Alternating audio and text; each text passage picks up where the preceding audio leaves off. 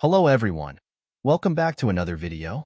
I hope you're all doing well, fantastic, and having a great day. Without further ado, let's jump right into it. I just woke up, not literally 4 seconds ago, but still pretty recently. So if I sound a bit off, it's because I just woke up. Anyway, let's get into it. We're seeing a lot of significant news lately. Over the past 2 weeks, people have been digging through SEC filings for Bitcoin ETFs to uncover who is investing in them. Until now, a lot of these investments were somewhat secretive, but recently, information has started to pour out, revealing the major players. New documents reveal that financial services giant Morgan Stanley holds hundreds of millions of dollars in spot Bitcoin exchange-traded funds. According to data from market insights firm Fintel, Morgan Stanley recently disclosed its holdings to the regulatory agency, revealing that on May 15th, they purchased 4.27 million shares of the Grayscale Bitcoin Trust, valued at $269.99 million. If you've missed the last week or two of videos, there's been a lot of news about banks buying Bitcoin. This is significant because, years ago, the idea of a bank being involved in the cryptocurrency space was almost unthinkable. Many of these institutions spoke negatively about Bitcoin. Now, we're seeing a major shift with many banks moving into the space, albeit quietly. Unfortunately, none of this gets reported by mainstream news outlets. Additionally, we're hearing about countries buying Bitcoin. It's no longer just rumors. Some nations are reportedly working with BlackRock to buy large amounts of Bitcoin. This kind of news doesn't make it to the mainstream media either. If everyday people knew that banks, institutions, and even countries were getting into Bitcoin, there would likely be a rush to buy. These institutions are primarily buying from 3 companies: BlackRock, Fidelity, and Grayscale.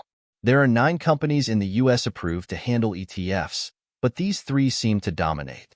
It's particularly interesting that Grayscale is a favorite despite their high fee of 1.5%, compared to others that charge around 0.35% or even waive their fees until they manage over $6 billion.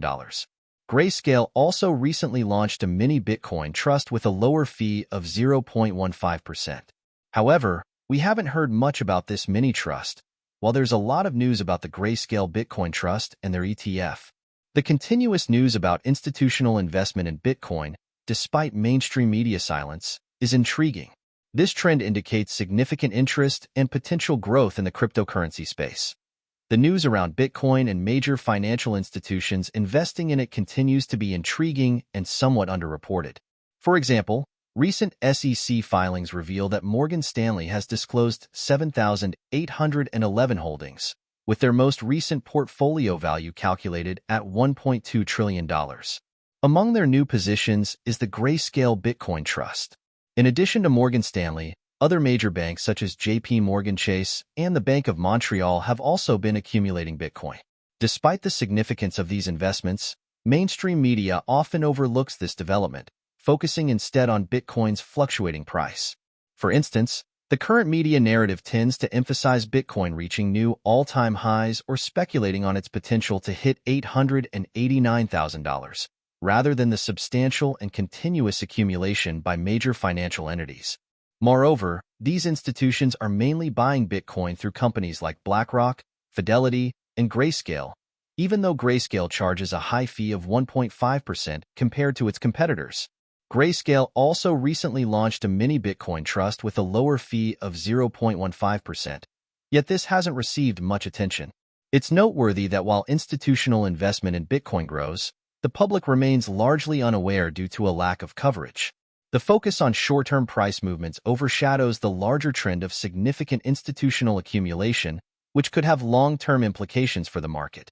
In another noteworthy development, Coinbase has faced criticism for allegedly favoring Ethereum over Bitcoin in the past. Reports suggested that the CEO of Coinbase preferred Ethereum, leading to more Ethereum-based listings. Although this controversy has died down, there's renewed speculation about Ethereum's potential performance, with some analysts predicting a strong rebound and possibly reaching $10,000 in 2024. Despite Ethereum's recent underperformance compared to other altcoins, there's ongoing speculation about an Ethereum spot ETF approval. However, the SEC's stringent stance on Ethereum, including attempts to classify it as a security, complicates this scenario. Companies like BlackRock have applied for an Ethereum ETF, and while the likelihood of rejection is low, it highlights the regulatory challenges Ethereum faces. Overall, the market sentiment remains optimistic for both Bitcoin and Ethereum, with continued speculation about their future performance. The discussion around institutional investments and regulatory developments will likely shape the trajectory of these cryptocurrencies in the coming months. Indicators are pointing towards Bitcoin crossing the Golden Cross again, setting the stage for potential 100% to 200% movement upward over the next 6 months. Similar optimism surrounds various altcoins, with different sources suggesting similar outcomes depending on where you get your news, be it Reddit, Twitter, or other platforms. Historically, such predictions have been accurate, especially when Bitcoin surpasses certain key thresholds. Currently, attention is focused on Bitcoin surpassing $90,000, as this could signal the approach of the $100,000 mark and trigger a rally in other cryptocurrencies. Meanwhile, Ethereum's performance is also in the spotlight, with forecasts suggesting a potential surge to $10,000 by the end of the year. Interestingly, news about Coinbase analysis of Ethereum seems to have garnered more attention than reports of Morgan Stanley's significant Bitcoin holdings. This phenomenon reminds me of the hype surrounding Cathie Wood's company, MicroStrategy, which made headlines for its massive Bitcoin holdings and its addition to the MSCI World Stock Index. However, it's essential to remember that Bitcoin and companies like Coinbase or MicroStrategy are distinct entities, and their performance doesn't necessarily correlate directly. In summary, while there's excitement about Bitcoin's potential upward movement and Ethereum's performance, it's crucial to analyze each asset independently and understand the factors driving their growth.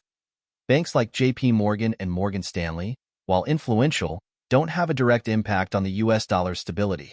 It's essential to differentiate between the performance of these banks and the broader financial system. In the cryptocurrency space, there have been instances where the actions of exchanges like Coinbase or Binance have seemingly affected Bitcoin's price.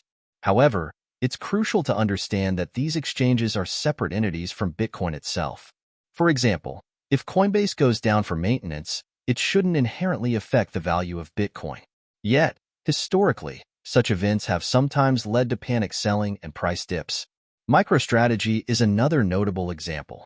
While popular in both traditional stock markets and the crypto world due to its significant crypto holdings, its performance doesn't directly correlate with Bitcoin's price movements or the stability of the broader cryptocurrency market. Understanding these distinctions is crucial to avoid misconceptions and unnecessary panic within the cryptocurrency space. You're absolutely right. The performance of banks like JP Morgan or Morgan Stanley doesn't directly impact the stability of the US dollar.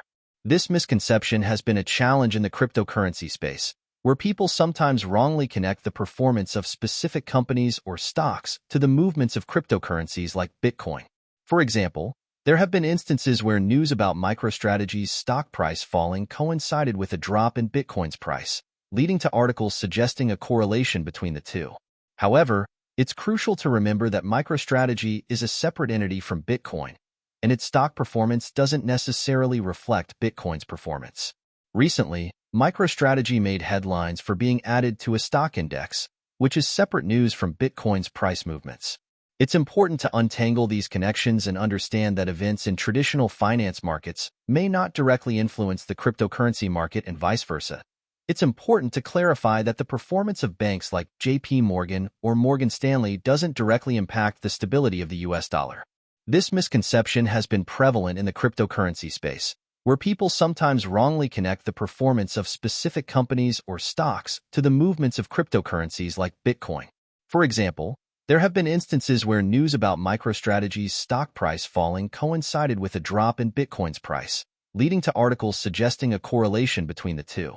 However, it's crucial to remember that MicroStrategy is a separate entity from Bitcoin, and its stock performance doesn't necessarily reflect Bitcoin's performance.